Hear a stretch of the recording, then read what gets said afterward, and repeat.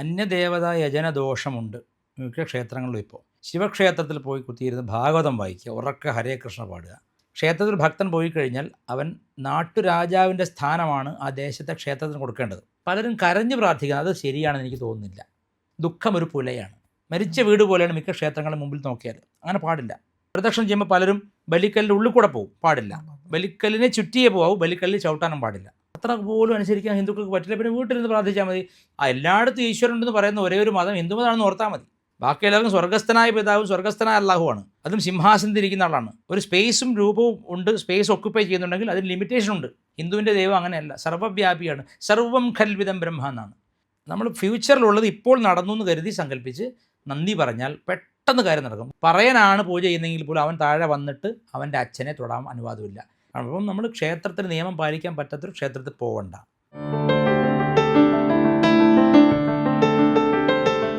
ഗുരുജി, ക്ഷേത്ര ദർശനം എന്തിനാണ്? ക്ഷേത്രത്തിൽ പോയി പ്രസാദം വാങ്ങുന്നു, തീർത്ഥം വാങ്ങുന്നു, അവിടെ നിന്ന് തിരിച്ചു വരുന്നു. ശരിക്കും ഈ ക്ഷേത്രത്തിൽ പോയിട്ട് വരുന്നതിനിടയ്ക്ക് എന്തൊക്കെ കാര്യങ്ങളാണ് നമ്മൾ ശ്രദ്ധിക്കേണ്ടത്? ചെയ്യാൻ പാടില്ലാത്ത കാര്യങ്ങൾ എന്തൊക്കെയാണ്? ചെയ്യാൻ പാടുള്ള കാര്യങ്ങൾ എന്തൊക്കെയാണ്? ഇന്നത്തെ നിലയ്ക്ക് ക്ഷേത്രത്തിൽ പോയി അന്യദേവതാ യജനമാണ് ഏറ്റവും ആദ്യം പറയേണ്ടത്. അന്യദേവതാ യജന ദോഷമുണ്ട് മിക്ക ക്ഷേത്രങ്ങളിലും. ഇപ്പോൾ ശിവക്ഷേത്രത്തിൽ പോയി കുത്തിയിരുന്ന് ഭാഗവതം വായിക്കുക, ഉറക്കെ ഹരേ കൃഷ്ണ പാടുക എന്നത്, കാരണം ഈശ്വരൻ്റെ വ്യക്തിഭാവമാണ് ദേവത, അതിന് ഇഷ്ടാനിഷ്ടങ്ങളുണ്ട്. അപ്പോൾ ആ മുഖ്യ ദേവതയുടെ സ്തുതികളായിരിക്കണം അവിടെ പാടേണ്ടത് പ്രധാനമായിട്ട്. അപ്പോൾ ദേവതയെ പോയിട്ട് അവിടെ കൃഷ്ണനാണെങ്കിൽ കൃഷ്ണൻ്റെ ഭജന, കൃഷ്ണൻ്റെ ഭക്തിഗാനങ്ങൾ, കൃഷ്ണൻ്റെ പിന്നെ ആചരണങ്ങൾ, ആരാധനകൾ, മന്ത്രജപങ്ങൾ ഒക്കെ ചെയ്യാം. വിഷ്ണു സഹസ്രനാമം. ശിവനാണെങ്കിൽ ശിവൻ്റേതായിട്ടുള്ളത്. അങ്ങനെ ഓരോ ദേവതയ്ക്കും ഓരോ പ്രത്യേക ആചരണ സംവിധാനം ഉണ്ട് ഇവിടെ. ഒരേ ഈശ്വരൻ ഒന്നാണ് എന്ന് പറഞ്ഞാലും ഈശ്വരനിൽ ഏകാഗ്രതപ്പെടുത്താൻ വേണ്ടിയാണ് ക്ഷേത്രങ്ങൾ ഉണ്ടാക്കിയത്. ക്ഷേത്രങ്ങൾ താന്ത്രികമായ വിധാനത്തിൽ പ്രവർത്തിക്കുന്നതാണ്. ക്ഷേത്രത്തിൽ ഭക്തൻ പോയി കഴിഞ്ഞാൽ അവൻ നാട്ടുരാജാവിൻ്റെ സ്ഥാനമാണ് ആ ദേശത്തെ ക്ഷേത്രത്തിന് കൊടുക്കേണ്ടത്. ഇത് പറയുമ്പോൾ പിന്നെ രാജാവല്ലേ എന്ന് പറഞ്ഞാൽ അടി കമൻറ്റ് വരും. അത് ഹിന്ദുക്കൾക്ക് വിവരമില്ലാത്തത്. വെറും പോത്തു ബിരിയാണി തിന്നിട്ടേ ബുദ്ധി പോത്തിനെ പോലെ ആയതുകൊണ്ടാണ്. ആ കമൻറ്റുകൾ ശ്രദ്ധിക്കേണ്ട. വിവരമുള്ള ഹിന്ദുക്കൾക്ക് വേണ്ടിയാണ് ഈ പറയുന്നത്. ക്ഷേത്രത്തിൽ പോയി കഴിഞ്ഞാൽ നിങ്ങൾ വീട്ടിൽ കാല് കഴുകിയിട്ട്, മിക്ക ക്ഷേത്രങ്ങളും പുറത്ത് ഇപ്പോൾ പൈപ്പൊക്കെ ഉണ്ട്, കാല് കൈയൊക്കെ നല്ല വൃത്തിയായി കഴുകി മുഖപ്രക്ഷാളനം, മന്ത്രം ജപിക്കുന്നതിന് മുമ്പ് ആദ്യം വായ കഴുകണം. അത് നിർബന്ധമാണ്. എച്ചിൽ നാവ് കൊണ്ട്, എച്ചിൽ വായ കൊണ്ട് മന്ത്രങ്ങൾ ജപിക്കരുതെന്നാണ്. പ്രാർത്ഥനകൾ പോലും എച്ചിൽ കൊണ്ട് അതുണ്ട്. അങ്ങനെ താന്ത്രിക വിധാനങ്ങളുണ്ട്. അത് ക്ഷേത്രങ്ങളിലല്ല. ചില ദേവതകളെ ഉപാസിക്കും അങ്ങനത്തതുണ്ട്. പക്ഷെ അതുപോലല്ല മിക്ക ക്ഷേത്രങ്ങളിലും. അതുകൊണ്ട് നമ്മൾ കോമൺ ആയിട്ട് കാല് കൈ വായ കഴുകണം. വൃത്തിയായിട്ട് വായ കഴുകിയിട്ടേ ക്ഷേത്രത്തിൽ പോയി തൊഴുത് പ്രാർത്ഥിക്കാവൂ. അവിടെ ദേവനെ നമ്മളെ നാടിൻ്റെ അധിപനായി രാജാവായിട്ടാണ് സങ്കല്പിക്കുന്നത്. അവിടെ എന്ത് വിഷമങ്ങളും പറയാം, എന്തും നമുക്ക് ഹൃദയം തുറന്ന് നമുക്ക് ഭഗവാനോട് പ്രാർത്ഥിക്കാം. പലരും കരഞ്ഞ് പ്രാർത്ഥിക്കുന്നത് അത് ശരിയാണെന്ന് എനിക്ക് തോന്നുന്നില്ല. കരഞ്ഞ് പ്രാർത്ഥിക്കുന്നത് സത്യം പറഞ്ഞാൽ കരച്ചിൽ ദുഃഖം കൊണ്ട് വരുന്നതാണ്. പക്ഷെ കരഞ്ഞ് ദേവാലയത്തിൽ പ്രാർത്ഥിക്കുന്നതിനേക്കാൾ നമ്മൾ ദേവനോട് പറയേണ്ടത്, ഇപ്പോൾ നമുക്ക് ഉദാഹരണം, ഞാൻ ചെറിയ ഉദാഹരണം പറയാം. നമുക്കിപ്പോൾ കുഞ്ഞുങ്ങൾക്ക് സ്കൂളിൽ പറഞ്ഞു വിടാൻ വേണ്ടി രാവിലെ ബുദ്ധിമുട്ടാണ്, ഒരു കാറ് വാങ്ങണം. അതിനുള്ള സാമ്പത്തിക സ്ഥിതി ഇപ്പോൾ ഇല്ല എന്ന് വിചാരിക്കുക. ഒരു ക്ഷേത്രത്തിൽ പോയി കഴിഞ്ഞാൽ പറയേണ്ടത്, അങ്ങ് എനിക്ക് തന്ന കാറിന് നന്ദി, അങ്ങ് എനിക്ക് കാറ് തന്നു അതിന് നന്ദി. അത് ഒരു സാധനം ലബ്ധമായി എന്ന സമ്പന്നമായ ചിന്തയിലാണ് നന്ദി അറിയിക്കണം. ശരിക്കും പ്രാർത്ഥിക്കുക എന്നുള്ളതിനേക്കാൾ നമ്മൾ ഗ്രാറ്റിറ്റ്യൂഡാണ് വേണ്ടത്. അപ്പോൾ നടക്കും, പെട്ടെന്ന് നടക്കും. നമ്മളിങ്ങനെ പോയി എന്നും കരഞ്ഞ് നെഞ്ചത്തടിച്ച് അടിക്കുന്നതിനേക്കാൾ നിങ്ങൾ ചെന്നിട്ട് എന്താണ് വേണ്ടത്, ഇപ്പോൾ മകൻ്റെ കല്യാണം അങ്ങയുടെ കൃപയാൽ നടന്നു, നന്ദി എന്ന് ആദ്യമേ പറയുമ്പോൾ അത് ഓൾറെഡി അവിടെ സംഭവിച്ചു കഴിഞ്ഞു. മറിച്ച് പോയിട്ട് എല്ലാ ദിവസവും നെഞ്ചത്തടിച്ച് കരഞ്ഞാൽ അത് ക്ഷേത്രവിധാനത്തിന് ഡിസ്റ്റർബൻസ് ആയിട്ടാണ് ഞാൻ മനസ്സിലാക്കിയ ഒരു കാര്യം. വളരെ വൈകിട്ട് ഞാനും പണ്ടൊക്കെ പോയി കരഞ്ഞിട്ടൊക്കെ ഉണ്ട്, ഇല്ലെന്ന് പറയുന്നില്ല. പക്ഷേ ശോകം പാടില്ലെന്നാണ് ക്ഷേത്രത്തിനകത്ത്. ഇപ്പോൾ ശാന്തിക്കാരെന്ന് പറയില്ലേ, എന്തുകൊണ്ടാണ്? ശാന്തി. അയാൾ ഒരു കാരണവശാലും ക്ഷോഭിക്കാതെ ആ ജോലി ചെയ്യുന്ന സമയത്ത് അയാൾ ദുഃഖം പാടില്ല അയാൾക്ക്. അതുകൊണ്ടാണ് പുലയുള്ളപ്പോൾ അമ്പലത്തിൽ കയറുന്നത് പറയാൻ കാരണം. പുലയുള്ള ദുഃഖം ഉണ്ടാവും. കാരണം അച്ഛൻ മരിച്ചാലും അമ്മ മരിച്ചാലും മുത്തശ്ശി മരിച്ചാലും ദുഃഖം ഉണ്ടാവും. ആ ദുഃഖത്തോടെ ക്ഷേത്രത്തിൽ പോകരുതെന്നാണ്. ദുഃഖം ഒരു പുലയാണ്. അപ്പോൾ ദുഃഖിച്ചു കൊണ്ടൊരിക്കലും ക്ഷേത്രാങ്കണത്തിൽ ഇരിക്കരുത്. പല കഥകളിലും കാണാം കരഞ്ഞായിട്ടൊക്കെ, പക്ഷെ അത് ശരിയല്ല. നമ്മൾ ചെയ്യേണ്ടത്, നമ്മൾ നന്ദി അറിയിക്കാൻ പോകുമ്പോൾ കരഞ്ഞുകൊണ്ടാണോ പോകുന്നത്? അല്ല. അങ്ങനെ പോകണം. ഇപ്പോൾ ഉദാഹരണത്തിന് നിങ്ങളുടെ വളരെ വേണ്ടപ്പെട്ട ഒരാൾക്ക് ഒരസുഖമുണ്ട്. നേരെ ദേശക്ഷേത്രത്തിൽ പോവുക, യഥാവിധി വഴിപാട്, ഒരു പൂവായാലും മതി, വീട്ടിൽ നിന്നൊരു പുഷ്പം കൊണ്ടുപോയാലും മതി, ഒരല്പം എണ്ണ അല്ലെങ്കിൽ ഒരു തിരി എന്തെങ്കിലും നിങ്ങൾക്ക് പറ്റുന്നത് കൊണ്ടുപോവുക, അല്ലെങ്കിൽ വഴിപാട് ചെയ്യുക. എന്നിട്ട് എൻ്റെ പ്രിയതമൻ്റെ അല്ലെങ്കിൽ പ്രിയതമയുടെ അല്ലെങ്കിൽ എൻ്റെ മകൻ്റെ അല്ലെങ്കിൽ എൻ്റെ പ്രിയപ്പെട്ട സുഹൃത്തിൻ്റെ അസുഖം അവിടുത്തെ കൃപ കൊണ്ട് മാറി, നന്ദി എന്നാണ് പറയേണ്ടത്. അല്ലാതെ മാറ്റിത്തരണേ മാറ്റി കൊടുക്കണേ നെഞ്ചു തടിച്ച് കരയില്ല. ശോകം കൊണ്ട് ക്ഷേത്രത്തിൽ പോകുന്നത് ശരിയല്ല. ശോകം ഉണ്ടാവും, പക്ഷെ നമ്മളവിടെ നന്ദി, ഓൾറെഡി നമ്മളത് മാറിയതായി മനസ്സിൽ വിഭാവനം ചെയ്തിട്ട് വേണം പോകാൻ. അപ്പോൾ ആ പോസിറ്റീവ് തരംഗമാണ് നമുക്ക് വേണ്ടത്. അത് പലർക്കും അറിഞ്ഞൂടാ. 99% പേര് അവിടെ കിടന്ന് നിലവിളിയാണ്. മരിച്ച വീട് പോലെയാണ് മിക്ക ക്ഷേത്രങ്ങളുടെ മുമ്പിൽ നോക്കിയാൽ. അങ്ങനെ പാടില്ല. പക്ഷേ നമുക്കിപ്പം വേറെ ശരണ ആരും ഇല്ല, പോയി ആശ്രയിക്കാനായിട്ട് എൻ്റെ ദേവനല്ലാതെ എൻ്റെ അമ്മയല്ലാതെ വേറെ ആരും ഇല്ല എന്ന് വിചാരിച്ചിട്ട് അതൊക്കെ പറയാം, അതൊക്കെ ശരി തന്നെ. അമ്മ അത് മാറ്റിയെന്ന് വിചാരിക്കുന്നതിലും നല്ലതല്ലേ. എൻ്റെ ദുസ്ഥിതി അമ്മ മാറ്റി തന്നു, നന്ദി. അമ്മയ്ക്ക് നന്ദി പറയാനാണ് പോകേണ്ടത്. അമ്മേ നന്ദി അതാ പറയേണ്ടത്. അല്ലാതെ അവിടെ പോയിട്ട് അമ്മേ അമ്മേ വിളിച്ച് പറയില്ല. പിന്നെ ചിലർ ചോദിക്കും, വലിയ ക്രൂരതയുണ്ട്, എന്തിനാണ് ഗുരുവായൂരപ്പ നീ ഇവിടെ ഇരിക്കുന്നതെന്നൊക്കെ ചോദിക്കും ചിലർ. ഇവൻ ഇരുത്തിയ പോലാണ്. അങ്ങനെ പറയരുത്. അല്ലേ അയ്യപ്പ നീ ഇത് കാണുന്നില്ലേ, അവർക്ക് നമ്മളെക്കാൾ കാഴ്ചയുണ്ടല്ലോ. അപ്പോൾ നമ്മളതിന് പറയേണ്ടത്, നമുക്ക് മാറേണ്ടത് എന്ത് ദുഃഖമാണോ അത് മാറിയതായി സങ്കല്പിച്ച് അത് ഭഗവാന്റെ കൃപയാണെന്ന് കണ്ട് നന്ദി പറഞ്ഞാൽ ഉടനെ അത് നടക്കും. പ്രപഞ്ചത്തെ ഏറ്റെടുക്കും. ഒരു വളരെ വിശുദ്ധമായി ട്യൂൺ ചെയ്ത് വെച്ചിരിക്കുന്ന താന്ത്രിക വിധാനമുള്ള ക്ഷേത്രത്തിൽ പോയിട്ട് ശ്മശാനം പോലെ കടന്ന് ചാടി വിളിക്കരുത്, കരഞ്ഞു വിളിക്കരുത്. ശരിയല്ലെന്നാണ് എൻ്റെ അഭിപ്രായം. വീട്ടിൽ നിന്ന് കരയാം നിങ്ങൾക്ക്, നമ്മുടെ ഇഷ്ടദേവതയോട് കരയാം, ഒക്കെ ചെയ്യാം. ക്ഷേത്ര അങ്കണത്തിൽ പോയാൽ അവിടെ നമ്മൾ ശാന്തിയാണ് പാലിക്കേണ്ടത്. ശാന്തി, പ്രശാന്തത. അതിനാണ് ക്ഷേത്രം ഉണ്ടാക്കിയിരിക്കുന്നത്. നമ്മുടെ വീട്ടിലെയോ കള്ളുഷാപ്പിലെയോ അല്ലെങ്കിൽ ഒരു മറ്റ് ദേവാലയത്തിലൊക്കെ കാണുന്ന പോലെ അല്ല ക്ഷേത്രം. ക്ഷേത്രം എന്ന് പറഞ്ഞാൽ പ്രശാന്തിയുടെ മന്ദിരമാണ്. അവിടെ പോയിട്ട് അശാന്ത അവസ്ഥ സൃഷ്ടിക്കരുത് സ്വയം. അത് നമ്മൾ വിചാരിക്കുന്നത് നമ്മുടെ രീതിയിലല്ല അവർ മനസ്സിലാക്കുന്നത്. ഫ്രാൻസിലുള്ള ഒരു ഫ്രഞ്ചുകാരനോട് മലയാളത്തിൽ തെറി വിളിക്കുന്ന പോലെ ഇരിക്കും, അവന് മനസ്സിലാവില്ല എന്താ പറയുന്നത്. അതുപോലെ അവിടെ ദേവതകൾക്ക് ഉപദേവതകൾക്കൊക്കെ ഒരു ഫ്രീക്വൻസി ഉണ്ട്. അതിനെ ഡിസ്റ്റർബ് ചെയ്തിട്ട് കണ്ടാൽ അത് ചിലപ്പോൾ നമുക്ക് എഗൻസ്റ്റായിട്ട് വന്നേക്കാം. അത് പാടില്ല. അതുപോലെ തന്നെ പലപ്പോഴും പലരും ചോദിക്കാറുണ്ട്, ഈ പറയുന്ന ക്ഷേത്രത്തിൽ ചെല്ലുമ്പോഴത്തേക്കും അവിടെയുള്ള മണി അടിക്കുന്നു. ഞാൻ ദേശാചാരങ്ങൾ വ്യത്യസ്തമാണ്. സത്യത്തിൽ ദേവന്മാരുടെ ആഗമനത്തിനും അസുരന്മാരുടെ പുറത്തേക്ക് പോകാനും വേണ്ടിയിട്ടാണ് മണി അടിക്കുന്നതെന്നാണ്. പക്ഷേ നമ്മുടെ ഇവിടെ അതത്ര പ്രാക്ടീസിലുള്ളത് നമ്മുടെ കേരളത്തിലില്ല. നമ്മുടെ നാട്ടിലൊക്കെ ആരും എന്തായാലും മണി അടിച്ചിട്ടാണ്. ഒരു ചൊല്ലുണ്ട്, എന്തിനാ നീയൊക്കെ എന്നെ അടിക്കണം, ഞാൻ എന്താ അമ്പലമണിയോ, ഒരു ചൊല്ലില്ലേ. ഞാനെന്താ അതെന്താ ചോദിക്കാൻ കാരണം, അതിങ്ങനെ ഒരു ശീലമുണ്ട്. എന്തിനാണ് നമ്മൾ പ്രാർത്ഥിക്കുന്നത്, ദേവനെ ഉണർത്തി പ്രാർത്ഥിക്കുക. തമിഴ്നാട്ടിൽ അങ്ങനെയാണ്. നമ്മൾ ചെല്ലുമ്പോൾ ടങ് അടിക്കുമ്പോൾ ദേവൻ എന്താ മോനെന്ന് ചോദിക്കുന്നിട്ട് അവിടെ സങ്കല്പം. ഇവിടെ അങ്ങനല്ല. അത് ഓരോ ദേശം അനുസരിച്ച് മാറുന്ന കാഴ്ചപ്പാടാണ്. ഭൂതഗണങ്ങളെ ചവിട്ടുന്നത് ഇതൊക്കെ ചെറിയ കാര്യമല്ലേ, ഇതൊക്കെ വലിയ കാര്യമാണ്. അത് വലിയ കാര്യം തന്നെയാണ്. കാരണം ഇപ്പം നമ്മുടെ വീട്ടിൽ നമ്മൾ വെച്ചൊരു നിയമം, നമ്മൾ പറയാം തുളസി തറയിൽ തുപ്പരുത്. അതൊരാൾ തുപ്പിക്കഴിഞ്ഞാൽ നമുക്ക് ദേഷ്യം വരും. അതുപോലെ ദേവൻ്റെ വീടാണ് ക്ഷേത്രം. അത് പൊതുസ്ഥലമല്ല, അതൊരു പ്രദർശനശാലയല്ല, ലൈബ്രറി അല്ല, ഒരു പാർക്കല്ല. ക്ഷേത്രം ഒരു ദേവൻ്റെ വീടാണ്. ദേവനാകട്ടെ പെർപ്പച്വൽ മൈനറാണ്. എന്നുവെച്ചാൽ നിയമത്തിൻ്റെ ദൃഷ്ടിയിൽ ദേവൻ്റെ സ്വത്ത് ഒരിക്കലും കൈമാറ്റം ചെയ്യാനോ ക്രയവിക്രയം ചെയ്യാനോ പാടില്ല. അപ്പോൾ ദേവസ്വം എന്ന് വിളിക്കുന്നതാണ്. ദേവൻ്റെ വീടാണത്. അപ്പോൾ എൻ്റെ വീട്ടിൽ എൻ്റെ നിയമങ്ങളാണ്. ഇപ്പോൾ ദൈവജ്ഞന്മാർ വഴി ദേവപ്രശ്നങ്ങളിലൂടെ എന്താണ് എനിക്കിഷ്ടം, എന്താണ് എനിക്ക് അനിഷ്ടം എന്ന് ആദ്യമേ ദേവൻ പറഞ്ഞിരിക്കും. അതാണ് ക്ഷേത്രത്തിൽ തന്ത്രി നടപ്പാക്കുന്നത്. അവിടെ പോട്ടെ എനിക്കിങ്ങനെയൊന്നും പറ്റില്ല, ഞാൻ മുണ്ട് മടക്കി കുത്തിയിട്ട് പ്രാർത്ഥിക്കുന്നു പറഞ്ഞാൽ നടക്കരുത്. നിൻ്റെ വീട്ടിലൂടെ മുണ്ട് മടക്കി കുത്തിയിട്ട് മുണ്ടെടുക്കാതെ ഉലാത്തിക്കോളൂ. ക്ഷേത്രത്തിൽ ചെയ്യണമെന്ന് പറയുന്നത് തെറ്റാണ്. വിശ്വാസമല്ലേ പോവാതിരിക്കാം. അവിടുത്തെ നിയമം പാലിക്കാൻ പറ്റില്ലെങ്കിൽ മാറി നിൽക്കാം, അത്രയേ ഉള്ളൂ. അല്ലാതെ നിയമം പാലിക്കാൻ എനിക്ക് പറ്റില്ല. കാരണം ഉദാഹരണം പറഞ്ഞാൽ പ്രദക്ഷിണം ചെയ്യുമ്പോൾ പലരും ബലിക്കല്ലിൻ്റെ ഉള്ളിൽ കൂടെ പോകും, പാടില്ല. ബലിക്കല്ലിനെ ചുറ്റിയേ പോകാവൂ, ബലിക്കല്ലിൽ ചവിട്ടാനും പാടില്ല. അത്ര പോലും അനുസരിക്കാൻ ഹിന്ദുക്കൾക്ക് പറ്റില്ല. പിന്നെ വീട്ടിലിരുന്ന് പ്രാർത്ഥിച്ചാൽ മതി. ചിലർ പറയും എല്ലായിടത്തും ഈശ്വരൻ, ഇരുന്ന് പ്രാർത്ഥിച്ചോ, ഒരു കുഴപ്പമില്ല. എല്ലായിടത്തും ഈശ്വരൻ ഉണ്ടെന്ന് പറയുന്ന ഒരേ ഒരു മതം ഹിന്ദു മതമാണെന്ന് ഓർത്താൽ മതി. ബാക്കി എല്ലാവർക്കും സ്വർഗസ്ഥനായ പിതാവും സ്വർഗസ്ഥനായ അല്ലാഹുവാണ്. അതും സിംഹാസനത്തിൽ ഇരിക്കുന്ന ആളാണ്. സിംഹാസനം ഇരിക്കുമ്പോൾ ഒരു ആസനമെങ്കിലും വേണ്ട, രൂപമുണ്ടെന്നർത്ഥം. ഒരു സ്പേസും രൂപവും ഉണ്ട്, സ്പേസ് ഒക്കുപ്പൈ ചെയ്യുന്നുണ്ടെങ്കിൽ അതിന് ലിമിറ്റേഷൻ ഉണ്ട്. ഹിന്ദുവിൻ്റെ ദൈവം അങ്ങനെയല്ല, സർവ്വവ്യാപിയാണ്. സർവം ഖൽവിദം ബ്രഹ്മ എന്നാണ്. നിങ്ങൾ വീട്ടിലിരുന്ന് പ്രാർത്ഥിച്ചാലും ഒരു കുഴപ്പമില്ല. ഏകാഗ്രതയും തൃപ്തിയുള്ളൊരു മനസ്സും ഉണ്ടായിരിക്കണം. ഇപ്പം അമ്പലത്തിൽ പോകുമ്പോൾ അതൃപ്തമായ മനസ്സോടെ പോയിട്ട് കാര്യം. ഇപ്പം നമുക്കറിയാം നമുക്ക് ആരുമില്ല, സാമ്പത്തികമായിട്ട് വലിയ പരാജയമാണ്. അമ്മേ ഭഗവതി ആറ്റുകാല അമ്മച്ചി എന്നൊരു വീഴും നമ്മൾ. അത് ഒരു ഘട്ടമാണ്. കുറച്ചുകൂടെ നമ്മൾ ബെറ്ററായിട്ട് പ്രാർത്ഥിക്കാൻ പറ്റും. എങ്ങനെയെന്നറിയോ, നമ്മൾ എന്തിനു വേണ്ടിയാണ് ഈ അമ്മച്ചി എന്നെ ഡിസ്റ്റർബ് ചെയ്യുന്നത്, അത് ഡിസ്റ്റർബൻസ് അല്ലാതെ ഒരു നന്ദി പറച്ചിലാണെങ്കിൽ കൂടുതൽ അമ്മച്ചി സന്തോഷിക്കില്ലേ? അത് ചിന്തിക്കണം.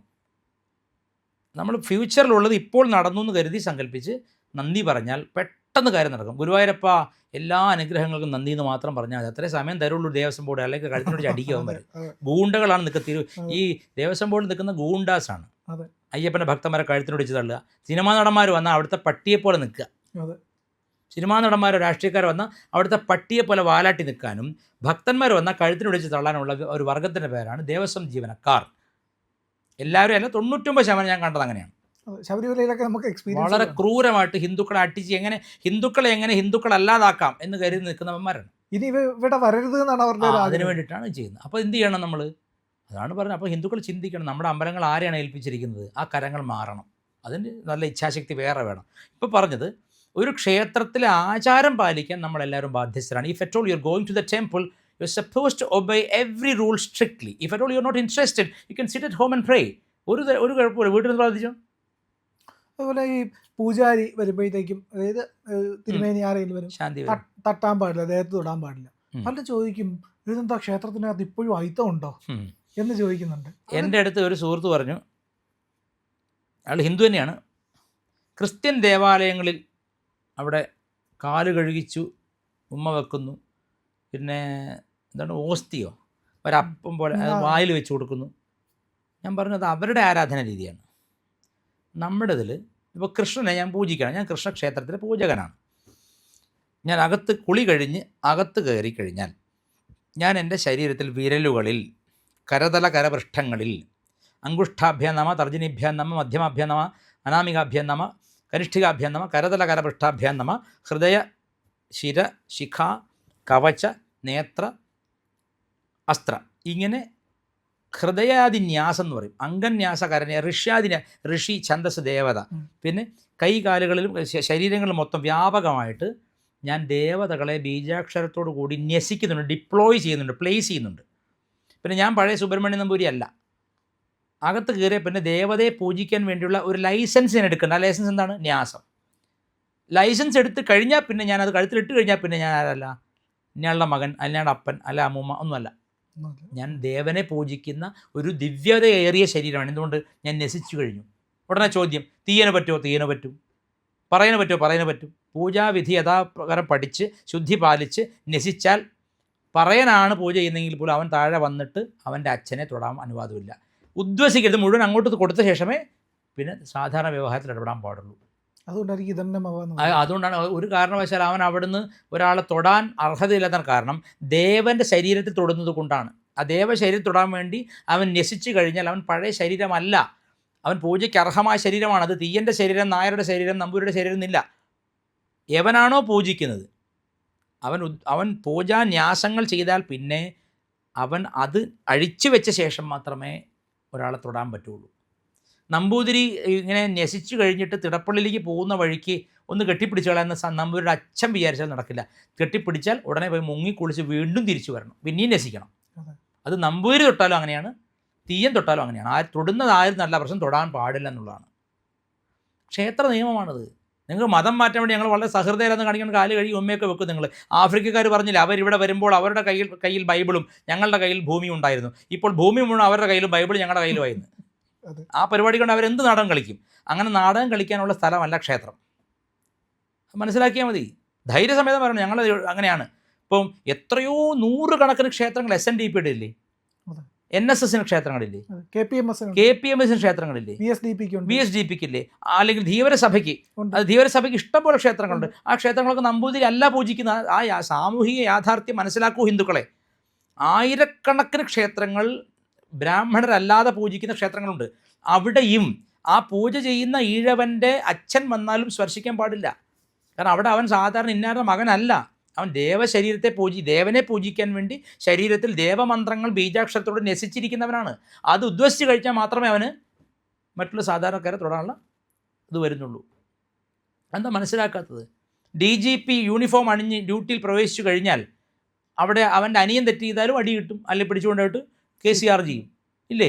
അവിടെ ബന്ധം സ്വന്തമില്ല. ആ യൂണിഫോം പോലെയാണ് ഈ മേശാന്തിയായാലും കീഴ്ശാന്തിയായാലും തന്ത്രിയായാലും പെരുമാറേണ്ടത്. അതെ. നിയമം അവിടെ ഉണ്ട്. അതെ. പിന്നെ എന്തൊക്കെയുണ്ട്, മറ്റേ മുസ്ലിങ്ങൾ തമ്മിൽ കാണുമ്പോൾ അങ്ങോട്ടും ഇങ്ങോട്ട് കെട്ടിപ്പിടിച്ച് ഇങ്ങനെ കാണിക്കില്ല, കഴുത്ത് കെട്ടും. അത് പരിപാടി തന്ത്രി ചെയ്യണമെന്നാണോ പറയുന്നത്? പിന്നെ അവർ നമ്മൾ വ്യത്യാസം എന്താണ്? അതെ. ഇത് ലോകത്തെ ആദ്യത്തെ വിജ്ഞാന രാശിയുള്ള നാടാണ് ഭാരതം. വൈദികവും താന്ത്രികമായ ക്രിയകൾ എത്രയോ സഹസ്രാബ്ദങ്ങളായിട്ട് ഇവിടെ ഉണ്ട്. അത് നിങ്ങളങ്ങ് വന്ന് മറച്ചു വെക്കാമെന്ന് പറഞ്ഞാൽ നടക്കുന്ന കാര്യമല്ല. ഇവിടെ SNDP, ഞാൻ അവിടെ കോട്ടയത്തുള്ള നാഗമ്പടത്തുള്ള SNDPയുടെ ക്ഷേത്രത്തിൽ ഒരിക്കൽ പ്രഭാഷണത്തിന് പോയി. അവർ പറഞ്ഞു അവർ ഇഷ്ടം പോലെ വയൽ അവിടെ നെല്ല് വിളയിച്ച് കൃഷി നടത്തി ക്ഷേത്രത്തിലുള്ള എല്ലാ സാധനവും അവരുണ്ടാക്കുന്നത്. അവിടെ വളരെ വൃത്തിയായിട്ട് പൂജ ചെയ്യുന്നുണ്ട് SNDPയുടെ ക്ഷേത്രങ്ങളിൽ. അപ്പോൾ ഞാൻ കോഴിക്കോട് ശ്രീകണ്ഠേശ്വര ക്ഷേത്രം ശ്രീനാരായണ ഗുരുദേവൻ സ്വന്തം കയ്യാൽ പ്രതിഷ്ഠിച്ചതാണ്. ആ ക്ഷേത്രത്തിൻ്റെ മുൻഭാഗത്തും പിൻഭാഗത്തുള്ള ഇന്ന് മാവൂർ റോഡ് എന്ന് പറയുന്ന ഒരു സ്ക്വയർ ഫീറ്റിന് ലക്ഷങ്ങൾ വിലയുള്ള ഈ സ്ഥലം അന്ന് വെറും എരുമ കിടക്കുന്ന ചതുപ്പ് നിലമായിരുന്നു, വെള്ളം കയറി കിടക്കുന്ന സ്ഥലം. ഗുരുദേവൻ പറഞ്ഞു ഈ വ്യവസായം ചെയ്ത് ഇവിടെ മുഴുവൻ നിങ്ങൾ വാങ്ങണം എന്ന് പറഞ്ഞ് അങ്ങനെയാണ് ആ സ്ഥലത്തെ ആ സമുദായക്കാർ വളരെ സമ്പന്നരായത്. നാരായണ ഗുരുവിൻ്റെ ദീർഘവീക്ഷണമാണ്. നാരായണ ഗുരുസ്വാമി അവിടെ ഒരു സുബ്രഹ്മണ്യനെ പ്രതിഷ്ഠിച്ചിട്ടുണ്ട്. അവിടെ ആ സുബ്രഹ്മണ്യൻ്റെ പ്രത്യേകത നമ്മൾ പഴനി പോയി നിൽക്കുന്നവർ തോന്നും. നമ്മൾ പഴനി പോയിട്ട് മുരുകനെ കാണുന്ന അതേ അനുഭവമാണ് കോഴിക്കോട് ശ്രീകണ്ഠേശ്വര ക്ഷേത്രത്തിലുള്ള ശിവനാണ് മെയിൻ പ്രതിഷ്ഠ. തൊട്ടടുത്ത് തന്നെ ഉപദേവതയായിട്ട് മുരുകനുണ്ട്. എങ്ങനെ അത് വന്നു? നാരായണ ഗുരുസ്വാമി പറഞ്ഞു പഴനിയിൽ പോകണം എന്ന്. ആരോട് പറഞ്ഞു? സ്വന്തം ശിഷ്യനായ ചൈതന്യസ്വാമികളോട് പറഞ്ഞു. ചൈതന്യസ്വാമികൾ ഇവിടുന്ന് പഴനി പോയി. പഴനി പോയപ്പോൾ അവിടുത്തെ പൂജാരി പറയുകയും അങ്ങനെയൊന്നും അളവെടുക്കാൻ പറ്റില്ല, വിഗ്രഹത്തിന് അളവെടുക്കാനാണ് പറഞ്ഞു വിട്ടത് ഗുരുദേവൻ. അങ്ങനെ അളവെടുക്കാൻ പറ്റില്ല, അകത്ത് കയറാൻ പറ്റില്ല എന്ന് പറഞ്ഞു. അദ്ദേഹം ഒന്നും തർക്കിക്കാൻ പോയില്ല. പഴനിയിലെ അമ്പലത്തിന് അവിടുന്ന് കുറച്ച് മാറി അവിടെ തന്നെ ഇരുന്നിട്ട് ധ്യാനിക്കാൻ തുടങ്ങി. ഒരു 10 മിനിറ്റ് കഴിഞ്ഞപ്പോൾ മുഖ്യ പൂജാരി വന്നിട്ട് ഇദ്ദേഹത്തെ ആനയിച്ചകത്ത് കൊണ്ടുപോയിട്ട് മുരുകൻ്റെ അളവെടുപ്പിച്ച് കൊടുത്തു. എന്നിട്ടാണ് കോഴിക്കോട് അതേ അളവിൽ ഈ ദണ്ഡായുധപാണിയായ മുരുകനെ പ്രതിഷ്ഠിച്ചത്. അപ്പം നാരായണ ഗുരുസ്വാമി പ്രതിഷ്ഠിച്ച് പൂജ പഠിപ്പിച്ച് അവിടെ എത്രയോ പേര് എത്ര വൃത്തിയായിട്ടാണ് പൂജ ചെയ്യുന്നതെന്നറിയോ? ഞാൻ പറഞ്ഞ ഇപ്പം ഞങ്ങളുടെ, അതായത് ബ്രാഹ്മണ സമുദായത്തിൽപ്പെട്ടവർ പോലും ശ്രീകണ്ഠേശ്വരത്ത് പോയി തൊഴാറുണ്ട്. ഞാൻ ആ ടൗണിൽ കൂടെ പോയാൽ എപ്പോഴാണെങ്കിലും അവിടെ പോയി തൊഴും. എന്താണെന്നറിയോ? ഒരു ക്ഷേത്രത്തിന് ചൈതന്യം വരുന്നത് തന്ത്രശാസ്ത്രത്തെ അനുസരിച്ച് പെരുമാറുമ്പോഴാണ്. അതവിടെ ചെയ്യുന്നുണ്ട്. അവിടെ വേറെ പേക്കൂത്തൊന്നും അമ്പലത്തിനകത്ത് ചെയ്യാൻ സമ്മതിക്കില്ല. ഒരു പീതാംബരൻ ശാന്തി എന്ന് പറയുന്ന ഒരാൾ, അദ്ദേഹം മരിച്ചുപോയി എന്നാണ് എൻ്റെ അറിവ്. വളരെ പ്രായമുള്ള ആളായിരുന്നു. ഏഷ്യയിൽ ഏറ്റവും കൂടുതൽ കല്യാണം നടത്തി കൊടുത്ത ആളാണ്. അത് ശ്രീകണ്ഠേശ്വര ക്ഷേത്രത്തിൽ വെച്ച് നടത്തിയ ആളാണ്, പുള്ളിയാണ് നടത്തിയത് SNDPയുടെ. അപ്പോൾ SNDPക്കും NSSനും ഒക്കെ അമ്പലങ്ങളുണ്ട്. അവിടെ എല്ലാം ബ്രാഹ്മണരല്ല, തൊട്ടുകൂടായ്മയുടെ പ്രശ്നമല്ല അത്. തന്ത്രശാസ്ത്രത്തെ അവരെല്ലാം മാനിക്കുന്നു. അതിനനുസരിച്ച് പൂജ പഠിച്ച് യോഗ്യത നേടിയ ശേഷം ആർക്കും പൂജിക്കാം, അതിൽ ഒരു തെറ്റുമില്ല. പിന്നെ എന്താണ് ഈ വിഷം ആർക്കാണ്? അത് മനസ്സിലാവുന്നില്ല എനിക്ക്. ശരിക്കും അപ്പോൾ ക്ഷേത്ര ദർശനത്തിനകത്ത് ഇത്തരം കാര്യങ്ങളെല്ലാം നമ്മൾ ശ്രദ്ധിച്ച് തന്നെയാണ് പോകേണ്ടത്. അതെ, തീർച്ചയായിട്ടും. മാത്രമല്ല പിന്നെ വില കൂടിയ വസ്ത്രം വേണമെന്നല്ല, ശുദ്ധമായ വസ്ത്രം എന്നാണ്. വൃത്തിയുള്ളത്. ഞങ്ങൾ കോറത്തുണിയുടെ മുണ്ടെടുത്താൽ പോലും അത് കഴുകി വൃത്തിയാക്കി അലക്കി ഉണക്കി ധരിക്കണം എന്ന് മാത്രം, അല്ലാതെ വസ്ത്രം ധരിച്ച് പോകരുത്. പിന്നെ ഇപ്പോൾ ഒരു അടുത്ത കാലത്ത് വലിയ വിവാദം വന്നല്ലോ, ഈ ഷർട്ട് ഇട്ടിട്ട് കയറും, മറ്റോ ഷർട്ട് എന്തിനു ഊരണം. ഞാൻ പറഞ്ഞില്ല, നമ്മൾ ഇന്ത്യൻ പ്രധാനമന്ത്രിയുടെ ഒരു അപ്പോയിൻമെൻറ്റ് കിട്ടിയെന്ന് വിചാരിക്കുക, അല്ല പ്രസിഡൻറ്റ് ഓഫ് ഇന്ത്യ നമ്മുടെ ശ്രീമതി ദ്രൗപദി മുർമുവായിട്ടൊരു അപ്പോയിൻമെൻറ്റ് കിട്ടിയാൽ ഒരു പ്രോട്ടോക്കോൾ ലിസ്റ്റ്, ഒരു സാധനങ്ങൾ എന്തൊക്കെ പാലിക്കണം എന്ന് അവർ പറഞ്ഞുതരും ആദ്യമേ. ഇന്ന കാര്യങ്ങൾ, ഇന്ന സാധനം മൊബൈൽ കൊണ്ടുവരും, അത് കൊണ്ടുവരും, ഫോട്ടോ എടുക്കണം, അവരെടുത്ത് തരും. പിന്നെ അതൊക്കെ അയിത്തമാണോ? പ്രസിഡൻറ്റിനെ കയറി ചാടി കയറി ഉമ്മ വെക്കാനൊന്നും പറ്റുമോ? ആ വെടിവെച്ചുപോലെ അവർ, അത്രയേ ഉള്ളൂ, വേറെ ചോദ്യമൊന്നുമില്ല. അതുപോലെ തന്നെ ദേവനും സാക്ഷാൽ സർവാധീശനായിട്ടാണ് അവിടെ ഇരിക്കുന്നത്. അവിടെ പോകുമ്പോൾ നമ്മൾ എളിമയോടെ പോകണം. മൊബൈൽ കീബൈലൊക്കെ കൊണ്ട് ശബ്ദമുണ്ട്. ഇപ്പം ഹിന്ദുക്കളെ കൊണ്ട് ശല്യമാണ് അമ്പലങ്ങളിൽ, ആ മൊബൈൽ കൊണ്ട് കളിയാണ്. പിന്നെ ഇന്ന് ഏത് ജോലിയിലെത്ര മൊബൈലുണ്ടല്ലോ. അങ്ങനെയുള്ളൊരു ഇന്ത്യ കമൻ്റ് ഇടും, തൊഴിലൊന്നും ഇല്ലെങ്കിലും കമൻ്റ് എടുത്തിടുന്ന തൊഴിൽ.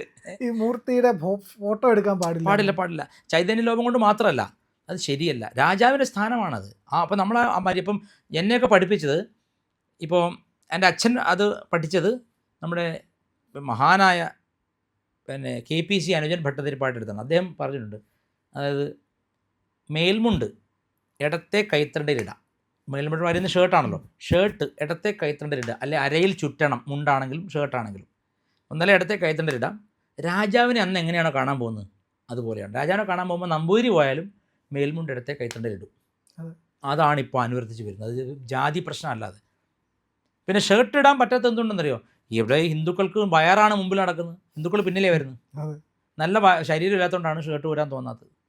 ഷർട്ട് ഊരാ, എൻ്റെ അമ്മിഞ്ഞിയൊക്കെ നാട്ടുകാർ കാണുമല്ലോ എന്നുള്ള പേടിയാണ്, വേറൊന്നുമല്ല. പിന്നെ ഏതൊരാൾ പറഞ്ഞു വിയർപ്പ് നമ്മൾ ഒട്ടി ഒട്ടി പോകുന്നു, ഷർട്ട് ഇട്ടാലോ ഇട്ടാലും ഇട്ടും അണുക്കൾ വരില്ലേ? വരും. അതൊക്കെ ചുമ്മാ ബാലിശമായ വാദങ്ങളാണ്. സച്ചിദാനന്ദ എന്ന് പറഞ്ഞ SNDPയുടെ സ്വാമിയുണ്ട്, അത് ഹിന്ദു തന്നെയാണെന്ന് സംശയമാണ്. ഉം. അദ്ദേഹം പല വാർത്താനങ്ങളും ഇങ്ങനെ പറയാറുണ്ട്. അപ്പം അദ്ദേഹം ഇത് പറഞ്ഞു, ഷർട്ട് ഇടണം എല്ലാ അമ്പലങ്ങളിലും. ഞാൻ പറയട്ടെ, ഇപ്പം ഞാൻ ഈ തീവ്രവാദികളൊക്കെ ഉള്ളതുകൊണ്ട് പറയുകയാണ്, ഇനി പർദ്ദ ഇട്ട് കയറാമെന്ന് പറയൂ. ആണാണോ പെണ്ണാണോ എന്ന് തിരിച്ചറിയാൻ പറ്റില്ല പർദ്ദ ഇട്ട് കഴിഞ്ഞാൽ. പിന്നെ ഒരു AK-47 തിരികെ കൊണ്ടുപോയാൽ അറിയത്തില്ല, ഒരു ചെറിയ ഗണ്ണ് കൊണ്ടുപോയാൽ അറിയത്തില്ല. മേൽവസ്ത്രം ഇടാതെ പോകുന്നതിനങ്ങനെ സെക്യൂരിറ്റി സ്റ്റേഷൻ ചിലപ്പോൾ കാണാം കേട്ടോ. തീർച്ചയായും ഉണ്ടാകാനുള്ള സാധ്യതയുണ്ട്. പറയാൻ പറ്റില്ല. ഇത് അന്നത് ചിന്തിച്ചിരിക്കില്ല, ഇന്ന് നമ്മൾ ചിന്തിക്കണം, പ്രത്യേകിച്ച് ഇപ്പോഴത്തെ സാഹചര്യം അനുസരിച്ച്. അപ്പം നമ്മൾ ക്ഷേത്രത്തിന് നിയമം പാലിക്കാൻ പറ്റാത്തൊരു ക്ഷേത്രത്തിൽ പോകണ്ട.